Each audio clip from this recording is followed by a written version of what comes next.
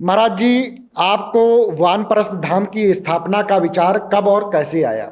राधे राधे। आज आपके कार्यक्रम में आकर अच्छा लगा और सभी दर्शकों को राधे राधे। देखिए, श्रीमद् भागवत आदि कथाओं के क्रम में पूरे देश में भ्रमण रहता है जी और देश यात्रा के साथ साथ लोगों के साथ एक व्यक्तिगत जुड़ाव, जी जो संवेदनाओं के साथ लोगों के साथ जुड़ाव होता है।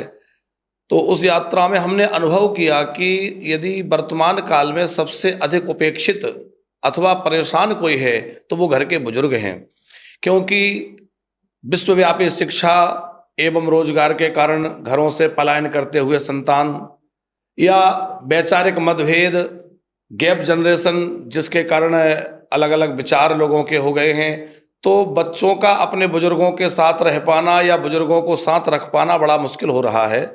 जिसका परिणाम ये हो रहा है कि हमारे घर के बुजुर्ग लगातार उपेक्षित हो रहे हैं, अकेले पड़ जाते हैं और परेशान रहते हैं। तो मन में विचार रहता था कि इन बुजुर्गों के लिए ऐसा क्या किया जाए जिससे इनकी देखभाल, इनकी सेवा भी हो सके, इनको एक अच्छा वातावरण, एक अच्छा स्थान मिले और जहाँ रह के ये खूब भगवत भजन करें और इनका बचा हुआ जो बुढ़ापा है वो इनके लिए भार ना रहे, बल्कि एक आनंद और उत्साह से भर जाए। क्योंकि देखिए, सारा जीवन व्यक्ति ये सोचते हुए काम करता है कि चलो बच्चे बड़े हो जाएंगे तो हम सुखी हो जाएंगे, बच्चे पढ़ लिख जाएंगे तो सुखी हो जाएंगे, बच्चों की नौकरी धंधे लग जाएंगे तब हम सुखी हो जाएंगे। और जब उसका सुख का समय आता है वो सबसे ज्यादा दुखी हो जाता है, परेशान हो जाता है। तो ऐसे बुजुर्गों के लिए एक ऐसा वातावरण मिले जहां उनके लिए पूरी तरह से आध्यात्मिक वातावरण हो, उनके भोजन, आवास, दवाई, इलाज, सारी सुविधा जहां हो, और केवल आराम गाह ना हो, केवल उनके पड़े रहने के लिए ना हो, बल्कि हमारे भारतीय ऋषियों की परंपरा के अनुसार हो, जहां उनको भक्ति, अध्यात्म आदि से जोड़ करके इस उपासना में लगा दिया जाए। तो उसके लिए वानप्रस्थ धाम का विचार मन में आया, जहां सब सुविधा उनको मिले, और वानप्रस्थ का निर्णय करके श्रीधाम वृंदावन में वानप्रस्थ धाम का कार्य हुआ, जहां आज अनेक बुजुर्ग रह रहे हैं और बड़े आनंद के साथ अपना जीवन व्यतीत कर रहे हैं। जी महाराज जी, आज के समय में वानप्रस्थ आश्रम की जरूरत पहले से ज्यादा क्यों महसूस हो रही है महाराज जी? देखिए, समय के साथ साथ सब कुछ बदल रहा है और बड़ी तेजी से बदल रहा है।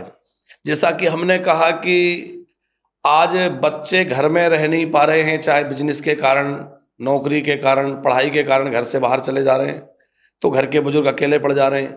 अथवा जो विचारों का मतभेद है, बुजुर्गों के सोच, उनके विचार कुछ अलग ढंग के हैं, और जो आधुनिक हमारा जो नया जमाना, नई पीढ़ी आई है, उनके विचार अलग हैं। जो आजकल की बहुएं बन करके आ रही हैं वो फ्रीडम चाहती हैं, वो अपने आप को स्वतंत्र रखना चाहते हैं, तो बुजुर्गों के साथ जल्दी एडजस्ट नहीं होते हैं, या बुजुर्गों के साथ उनको लगता है कि ये भार हैं, तो वो उनको अपने साथ नहीं रखना चाहते हैं। ऐसी परिस्थिति में घर के बुजुर्ग कहाँ जाएं? क्योंकि जो वृद्धाश्रम है वह तो उनके लिए नारकीय जीवन की तरह है। अच्छी बात है, बुजुर्ग जो वृद्धाश्रम बन रहे हैं, जहाँ सेवा हो रही है, वो भी सराहनीय कार्य है, लेकिन यह एक उत्तम विकल्प नहीं है। तो उत्तम विकल्प के लिए हम लोग विचार करते हुए वानप्रस्थ की ओर बढ़े और वानप्रस्थ का निर्माण हुआ।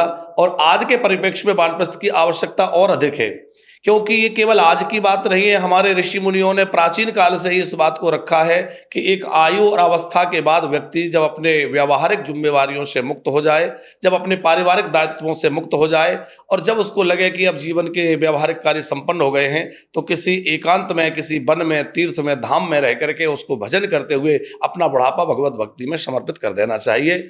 आज घर में ये सब संभव नहीं हो पाता कि वो ठीक से रह के अपना भजन कर सके, तो आज के परिप्रेक्ष्य में बहुत आवश्यक हो गया है वानप्रस्थ धाम जैसे आश्रम का स्थापना होना, जहां, क्योंकि आज व्यक्ति चाहे कि वन में चला जाऊं तो वन में कहाँ रहेगा?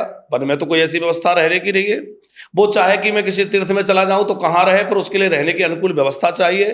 तो ऐसे परिवेश में, वानप्रस्थ में, जहां उसको सारी सुविधाएं मिल रही है, तो वो उसके लिए बहुत आवश्यक और वर्तमान की आवश्यकता है, तो उसकी पूर्ति करता है और इस समय में आवश्यक